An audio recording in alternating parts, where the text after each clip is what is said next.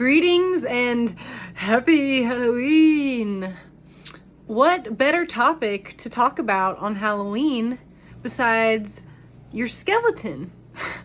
So, as I've mentioned, I have been tutoring anatomy and physiology, and every chapter surges me with excitement because the human body is just incomprehensibly amazing and intricate and thoughtful. It's all worked out. It's crazy.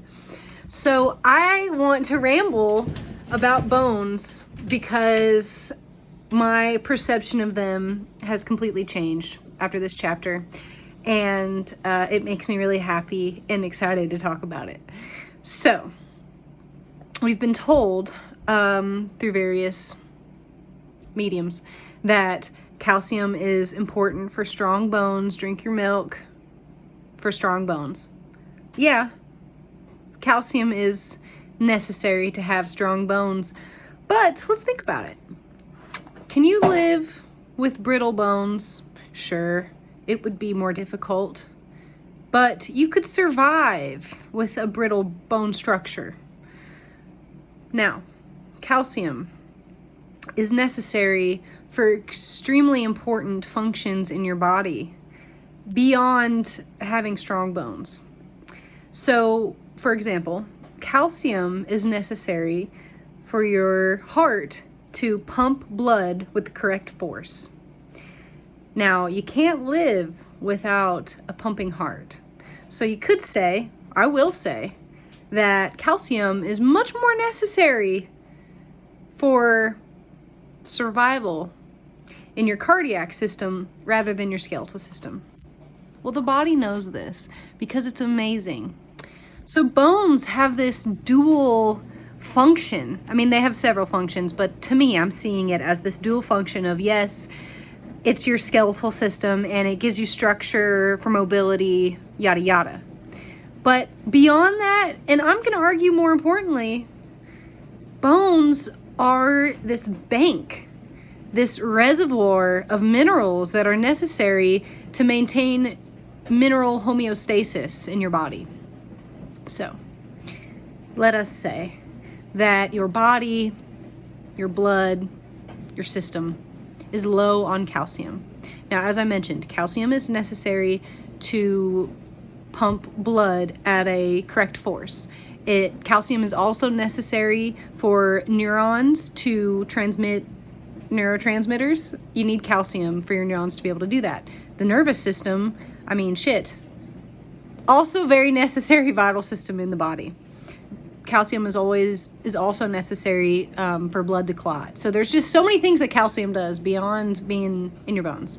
So let's say that your body does not have enough calcium. Hypocalcium, low in calcium.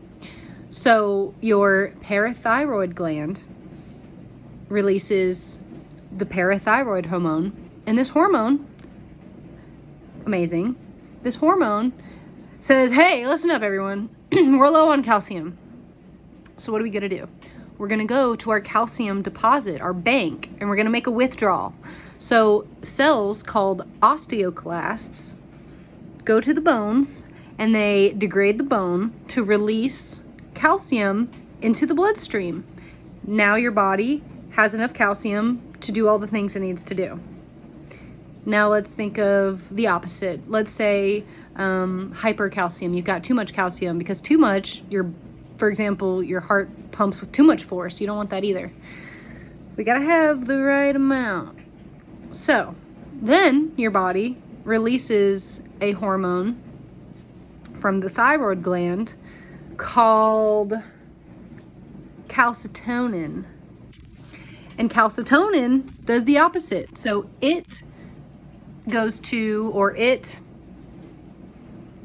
trying to think of a good word.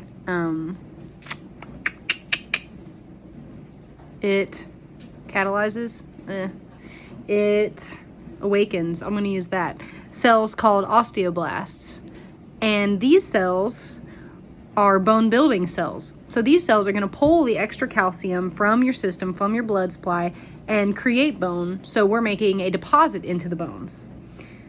So there's a lot of other things that go along with it, obviously, but I'm trying not to get into too much detail.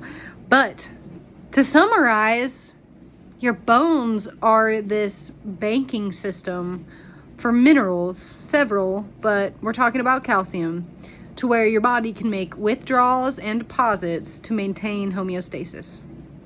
Beyond the skeletal structure, beyond calcium gives you strong bones. Yeah, it does, but shit, it also makes your heart pump. That's important. So yeah, I just wanted to share that because it makes me so happy talking about it, and I can only talk to so many people in my life about this until they're like, all right, Emily, cool. So yeah, I might be doing these little rants more often because I really love anatomy and physiology. I really love getting to know my body.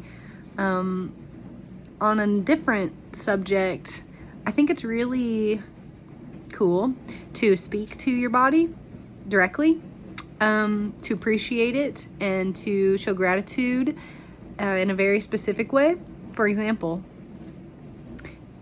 sometimes before I eat food, I, say that I'm grateful for the food, and in my head I'm like, I hope that all of these chemicals, minerals, as I eat this and you go into my system, say hi to all my organelles that are working so hard for me to maintain life. When you pass my small intestine, say, Emily says, good job, keep going. So it's like every time we go through a new chapter and I learn more about the body, it's like, oh, cool, now I have a name to reference. I can be like, good morning, osteoclasts. Thank you so much for helping me maintain mineral homeostasis. I love you guys. So there's an idea for you. Toodaloo.